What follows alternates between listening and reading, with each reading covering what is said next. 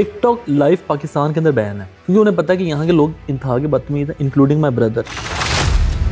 थोड़े में ज़्यादा एंटर हो गया, थोड़े में ज़्यादा बढ़ गया इनका। इनके पास हैकल थी, फैमिली व्लॉगिंग शुरू की, माँ बहनें दिखाई, इनके पास आगे पैसे। जब ये थोड़े में ज़्यादा एंटर हो जाता है ना तो लोग गलत हरकतें करते हैं। मैंने तो उमर को कहा इन्हें दफ़ा कर, मैं कहा किसी और के हाथों जलील हो, हमने नहीं करना। हम चाहते भी नहीं थे कि लड़ाई बढ़े, हम तो कहते थे रफा दफा हो। रजब ने कहा है कि मैं तेन गोली मारांगा, इत्थों मारांगा, उत्थों निकलेगी। सुलह एक शर्त पे होगी, वेपन्स वगैरह यहाँ पे जमा करवाए, जो उसने किया ये उसकी माफ़ी मांगेगा। आपने फैमिली व्लॉगिंग का जिक्र किया, इन फ्यूचर अपना भी प्लान है क्या? आगे अपनी वो बहन को नहीं चाहूँगा, ऐसी बगैरतियाँ करूँ मैं, मेरे दोस्त मेरी बहनों पे पैसे फेंक, नौज बिल्ला, इससे पहले मैं मारी ना जाऊँ। अल्लाह माफ़ करे। और मैं साथ नाच रहा हूँ, डांस कर रहा हूँ, अल्लाह मुझे ऐसे पैसों से खुदा की कसम इतना दूर रखे जिससे जन्नत से दोज़ख दूर है।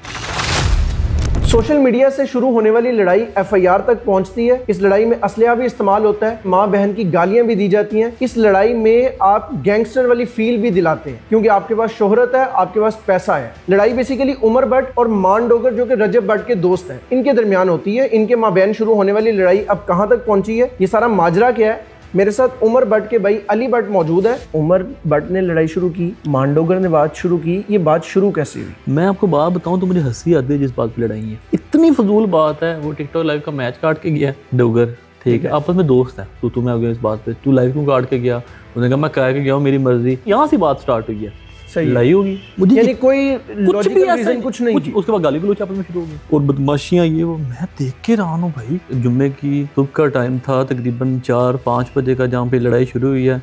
और 6-7 बजे वो मतलब असले गाड़ियों के साथ की धमकियां मारने की कोशिश कर रहे थे। ये पहली लड़ाई नहीं हुई, यहाँ पर हर दूसरे बंदे की लड़ाइयाँ होती हैं, गाली गलौच होती है, मतलब कि एक अच्छा प्लेटफॉर्म है ही नहीं। हमें तो लगा कि टिकटॉक की लड़ाई है और टिकटॉक की जिस तरह ये सारी ऑनलाइन बदमाशी हैं वहाँ पे ख़त्म होगी, लेकिन हमें नहीं था पता कि ये तो प्रॉपर बदमाश बन गया। ये बजाते खुद आप भी टिकटॉक यूज़र हैं, टिकटॉक कंटेंट क्रिएटर हैं, बल्कि आप कह रहे हैं टिकटॉक जो है वो गलत चीज़ है और नहीं होना चाहिए। मैं बिल्कुल भी नहीं कहता कि टिकटॉक एक गलत प्लेटफॉर्म है। मैं बात कर रहा हूँ टिकटॉक लाइव की। टिकटॉक लाइव पाकिस्तान के अंदर बैन है क्योंकि उन्हें पता है कि यहाँ के लोग इंतहा के बदतमीज हैं, इंक्लूडिंग माई ब्रदर। मैं अपने भाई का क्यों नाम लेता हूँ? क्योंकि उसने भी गालियाँ गलौच की हुई है टिकटॉक के। ठीक है, जो गलत है वो गलत है। मान डोगर भी गलत है, उमर भी गलत है, ठीक है, लेकिन ये गाली गलौच मान डोगर भी इंतहा के देता है, उमर भी, रजब भट्ट भी इंतहा के देता है। सोशल मीडिया पे बड़े पड़े हैं इनकी बगैरतियों के कारनामे, जो कि नहीं होने चाहिए यार। सही है। तुम लोग क्या लोगों को शऊर दे रहे हो? बदमाशी, बंदूकें पकड़ लो और धमकियां दो और सिद्धू मूसेवाले के गाने ला लो दूसरी पीछे गड्डियां थे। इस वक्त उमर भट्ट कहाँ पे है? इस तरह की उनकी हरकतें। मैंने तो उमर को कहा,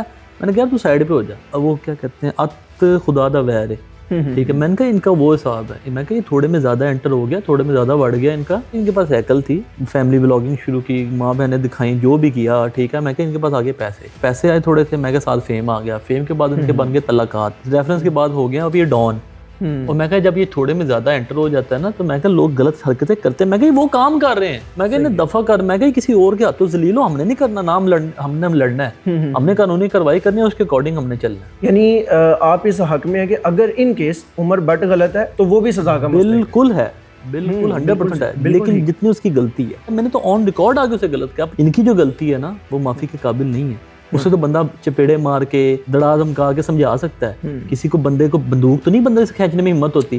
आपको कोई गालियां देगा, आप उसे समझा सकते हैं, ओए बाज आ, ये वो। उसने बंदूक पकड़ी, आपका समझाने को भी दिल करेगा? चैम्बर मार रहा हो, डर लगे, डर के मारे बंदा पास ही नहीं जाएगा। ये तो आप पुलिस के पास ही जाएंगे। जिस दिन वो असला लेके आए हैं या जहाँ ये घर के बाहर सारा मामला हुआ, उस दिन आप घर के अंदर मौजूद थे जी। आप लोग क्यों नहीं बाहर निकले? यही सेम रीजन थी कि ज़ाहिर उनके पास असला मामला था। लाजमी सी बात है, हम चाहते भी नहीं थे कि लड़ाई बढ़े। हम तो कहते थे रफा दफा हो। हमने तो उस टाइम FIR भी नहीं करवाई, ठीक है। FIR हुई है 2-3 दिन बाद, वो भी उन्होंने टाइम टू टाइम धमकियां दी हमें। रजब ने अगले दिन दोबारा कहा, उस दिन आने के बाद उसने बाहर आके क्लैशने दिखाई हैं, मोहल्लेदारों को भी तंग किया। अगले दिन रजब ने कहा कि मैं तेन गोली मारांगा, इत्थों मारांगा, उत्थों निकलेगी। ये ऑन रिकॉर्ड वीडियोस हैं मौजूद सोशल मीडिया के ऊपर। इस वजह से हम लोगों ने FIR करवाई। कल को पुलिस ये ना कि आपने FIR नहीं थी करवाई। अगर वो कोई फायर मार देते हैं, कुछ भी कर देते हैं। वो बेल करवा के आया, बेल करवा के आया, फिर कह रहा है कि मैं तेनू मार दूंगा या मार जाऊंगा। पता नहीं उसके पास कौन सी गिद्दड़ सिंगी है इस तरह की जिस पे ये बातें कर रहा है। उसके माइंड में बैठा हुआ है कि कल को कोई आएगा और यूं हाथ घुमाएगा, पर्चा खारिज हो जाएगा। वाकये को गुजरे काफी दिन हो गए हैं, कोई असला, कोई रिकवरी, कोई इस तरह का मामला हुआ अभी किसी तरह का कोई कुछ भी नहीं हुआ यार, इतने डाउन हो गए ये लोग। क्या राज है कि पिछली इन पे FIR हुई थी, उसके अंदर भी लोगों के लिंक्स वगैरह इस्तेमाल होती है, इसे लगता है कि इस दफा भी ये लिंक से निकल जाएगा ना, बिल्कुल निकलने भी नहीं देंगे। सुलह वाली साइड पर जाना चाहेंगे? देखिए एट द एंड हर चीज की सुलह होती है। अभी तो वो कह रहा है कि मैं घर बैठा हूँ, तू पर्चा खारिज करवाएगा और सुलह होगी हमारी। बदमाशी कल्चर किसी चीज पे भी कम्प्रोमाइज नहीं किया जा सकता। सुलह यही शर्त पे होगी, वेपन्स वगैरह यहाँ पे जमा करवाए, ये उसने किया है उसकी माफी मांगेगा, उसके बाद सुलह की कोई बात होगी। अली भट्ट, उमर भट्ट की रजब भट्ट से मजीद अब दोस्ती रहेगी? अल्लाह माफ करे, कभी जिंदगी में भी नहीं। आपने फैमिली व्लॉगिंग का जिक्र किया, कोई इन फ्यूचर अपना भी प्लान है क्या? आगे अपनी वो बहन को नहीं चाहूँ मैं, ऐसी बगैरतियाँ करूँ मैं, मेरे दोस्त मेरी बहनों पे पैसे फेंके, नाउज़ बिल्लाह, इससे पहले मैं मारी ना जाऊँ। अल्लाह माफ़ करे। और मैं साथ नाच रहा हूँ, डांस कर रहा हूँ, अल्लाह मुझे ऐसे पैसों पे खुदा की कसम इतना दूर रखे जिससे जन्नत से दोज़ख दूर है। लगता है कि ये लाइव, ये मामला, ये बदमाशी, ये चीज़ें ठीक हो जाएंगी? एक ही हाल है, मैडम इस चीज़ पे एक्शन ले लें या IG सर खुद एक्शन ले लें। उसके बाद मेरा नहीं ख्याल कि कोई भी सोशल मीडिया पे कोई दोबारा ऑनलाइन बदमाशी करेगा। एटलीस्ट जो 10 साल, 12 साल, 15 साल, 8 साल, 9 साल, 11 साल को इन बच्चे देखें, वो कहें यार ना तो बदमाशी नहीं करनी। एक ऐसा केस जो है वो इतिहास बन जाएगा ना, उसके बाद सारी बदमाशी खत्म हो जाएगी। मामला फिर वहीं पे खड़ा है कि गोली वाला मजाक, असले वाला मजाक, ये गैंगस्टर वाली फील कहाँ से आ जाती है? आपस में अगर लाइव में बदतमीजी भी हो गई है, वो सोशल मीडिया प्लेटफॉर्म्स तक रहे, उसको घरों तक क्यों पहुँचाया जा रहा है? अगर पहुँचाया जा रहा है तो इदारे कहाँ पर है?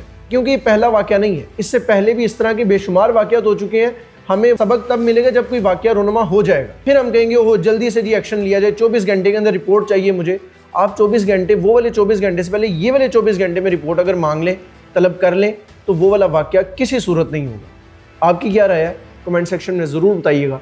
पाकिस्तान जिंदाबाद।